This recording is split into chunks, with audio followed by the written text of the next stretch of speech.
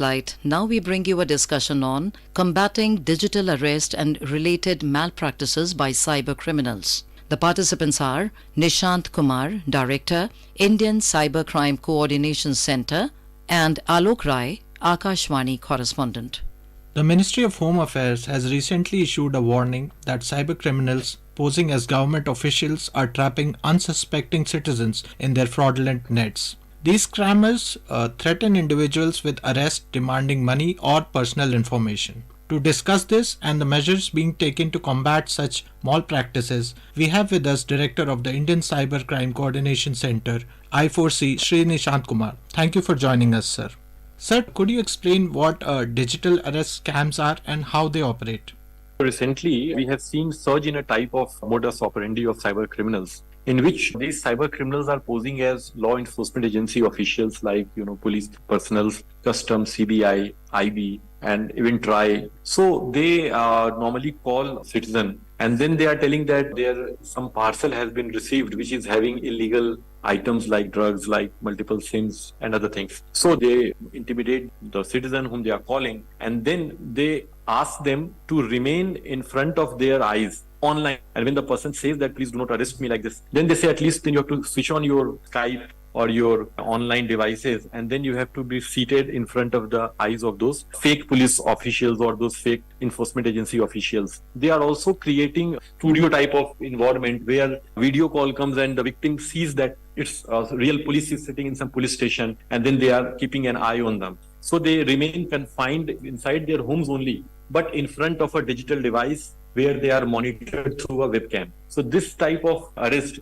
has been given the name of this digital arrest, which is used by these cyber fraudsters. And now in recent times, we have seen surge in this type of modus operandi. So we issued that circular or that advisory. One more thing I'd like to add here, when these fraudsters or criminals, cyber criminals, they are posing as a police official, then they also use one more tactics where they are calling the person and telling that they are from a police or in law enforcement agency, and they say that some of the victims, near or dear ones, they have committed some crime and they are under their arrest. For example, a father can get a call that your son has committed a crime like a rape or some other type of activity like selling some drug and got arrested, and they have been arrested and kept in the police station. So they ask the father that you have to give some certain amount of money in lieu of getting his son released. So this is what is happening. So besides digital arrest, these fake police officials or fake custom IB, CBI people, they are duping the people from their money in this way also, like calling that their near and dear ones are under arrest. And also one more thing I'd like to add here,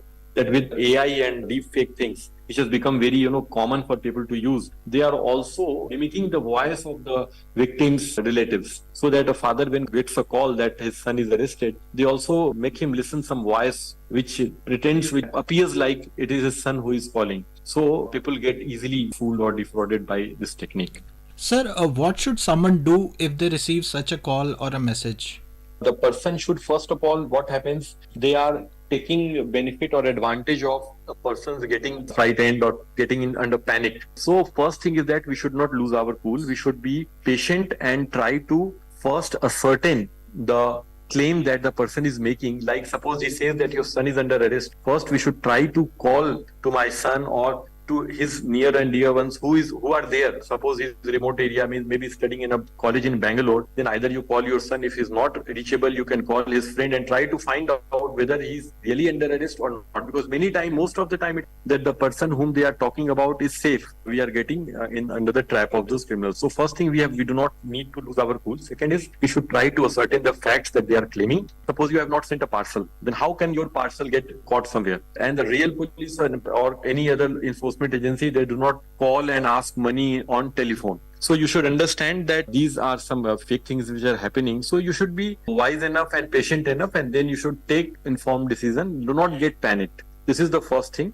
And then second is like when you get some idea that the call is suspicious, the person calling maybe a fraudster or a cyber criminal, then you have to simply block that number and go on our website, which is www.cybercrime.gov.in. This is the same website where you are lodging a complaint if any untoward incident happens with you, some of your money is lost or some type of cyber attack happens, cyber crime happens with you. In that case, you have to go and lodge a complaint on this www.cybercrime.gov.in. On the same website, we have activated one tab which is called report suspect. So you go click on report suspect, and then you will get option to enter the phone number which is calling you, or even if you are getting a call from a WhatsApp number or a Facebook profile or a website, you can enter all this, any such type of information there, and based on that, our law enforcement agencies will take proper action against that.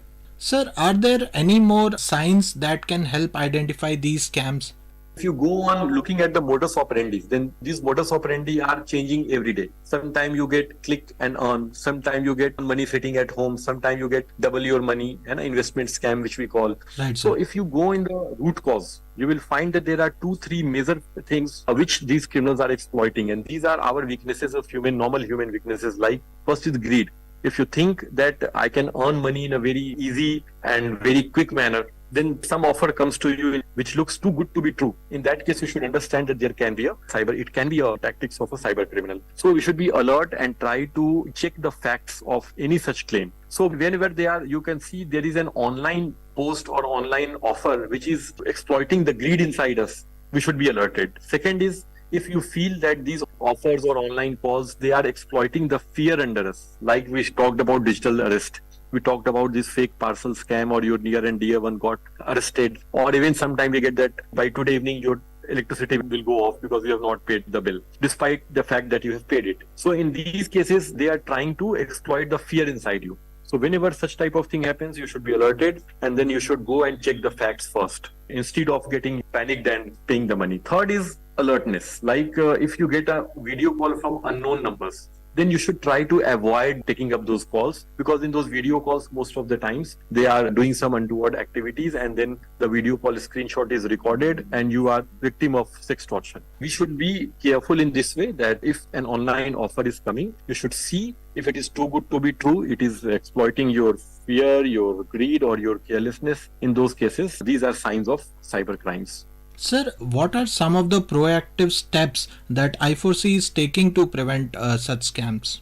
Awareness is the first line of defense. So we are trying to aware the citizens alert. We are running a social media handle called Cyber Dost. So if you go on any platform, you will find Cyber Dost there. I'll request the citizens and whoever are the listeners that they and their relatives near and dear, they should join and follow the Cyber Dost, because here what we are doing, all these type of latest modus operandi of cyber criminals or any other information which can safeguard the citizen from these cyber crimes, we are posting those regularly and well ahead of time. We're trying to do that. Number one. Number two, if suppose a citizen gets victim, unfortunately, he becomes a victim of cyber fraud. In that case, we have our national cybercrime helpline number 1930, which we have activated with the help of all the state police. So what you have to do, a person has to try to, any financial loss, if you are occurring, your account is debited of money or you're losing some money, in that case, immediately try as early as possible. You should try to call on 1930 and lodge a complaint. And third thing, any type of cybercrime you are facing, we have activated one cybercrime helpline portal, www.cybercrime.gov.in. You have to go and lodge the complaint there. It's not necessarily that you have to visit a cyber thana and then you have to lodge an FIR. You just need to, anywhere you are. So it comes to the respected enforcement agency and they will take proper action. So these three things we are doing right now for the safety of the citizen. And we are also, I4C is doing multiple ways, like it is also empowering our state police by sharing the intelligence, the data and technical support to investigate and fight these type of cyber crimes. So all these activities we are taking, besides training our, the capacity building of our police forces and all those things, that on behalf of Ministry of Home Affairs, all these activities we are taking here. Sir, can you tell our listeners, can the public help in the fight against such cyber crimes? Can there be any contribution from their side? If somebody is smart enough and he can guide other people also, like see this type of frauds are happening, try to safeguard, try to be alert. So first thing is that any person who is well aware, he should make his near and dear ones and his neighbors and everybody as far as possible alert, and so that cybercrime can be prevented. Second is, like if they want to join us, we have also opened one cyber volunteer framework where the person can apply and join us as a cyber volunteer. In that case, what happens? We have made three categories. If he wants to spread awareness, he can join as awareness promoter cyber volunteer, or if he is a cyber expert, then he can join as a cyber cybersecurity expert with us. Or third is like unlawful content flagging. Like if he finds somewhere on the social media or where that there is some illegal thing is posted, he can flag that content. He can let us know. So in these ways, he can join as a cyber volunteer with I4C, and then he can work, means contribute on his part. So this is one way we have opened a door for the common citizen to work for in this direction. Sir, after filing the complaint, sir, what is the resolution process after that? Like, is there any particular timeline, sir, for resolution of such cases? It is basically an investigation process.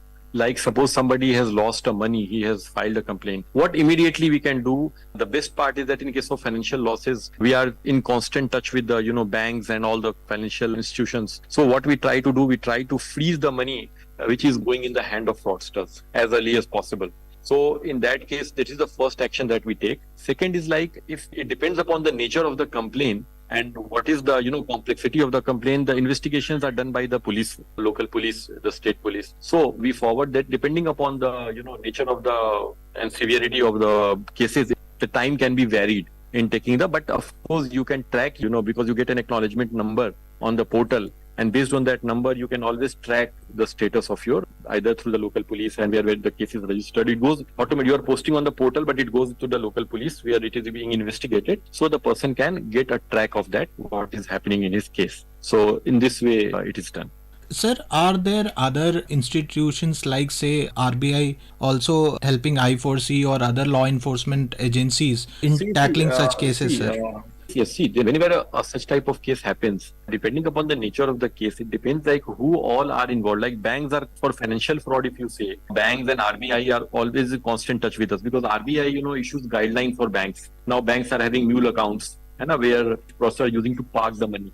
So we are identifying with the banks and then we are trying to close those mule accounts. For that, whatever actions have to be taken are taken by the banks, and RBI helps us in by issuing the guidelines, which we give them the necessary recommendations. Based on that, the RBI is issuing guidelines. Similarly, TRI is there, Department of Telecommunication is there, because these crimes are mostly committed through phones, mostly mobile phones and other things. So keeping a track of that and then getting those SIMs blocked. Similarly, the social media intermediaries like Google is there. Now most of the fake apps are sometimes available through say Google Play Store. We are forming Google, and Google is immediately taking down those apps from their Play Stores. Similarly, other social media intermediaries are there. So I think it's a total, we are various stakeholders. I4C is basically, Cybercrime Coordination Center. So we are basically coordinating these activities along with the help of local police and all these agencies. And then it is a collaborative work which is helping us to help our citizens and saving their precious money and reputation. Certainly, sir. But sir, before we conclude, any final words for our listeners? What I would like to say, I'll try to summarize that cyber criminals are doing nothing. They are sitting at a distant location and they are trying to exploit our weaknesses like our fear, our greed, and our carelessness. So we should be very careful when we are sitting online.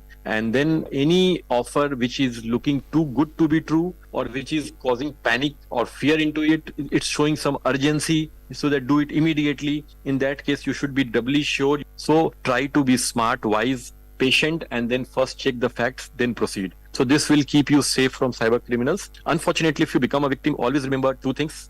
One is 1930, the cybercrime helpline number where you have to call immediately. Second one is www.cybercrime.gov.in, our portal where you have to lodge a complaint. And last, not the least, I would like to say that you should follow the CyberDose social media handle of I4C MHA, which is available on all the social media platforms. So we hope that our citizen will be safe from the cyber criminals.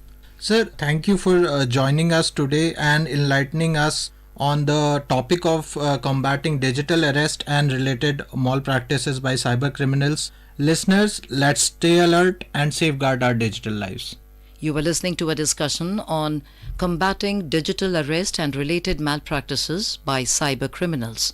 The participants were Nishant Kumar, Director, Indian Cybercrime Coordination Center, and Alok Rai, Akashvani correspondent. This program was produced and presented by the News Services Division of Akashvani. You can listen to it on our mobile app, News on AIR.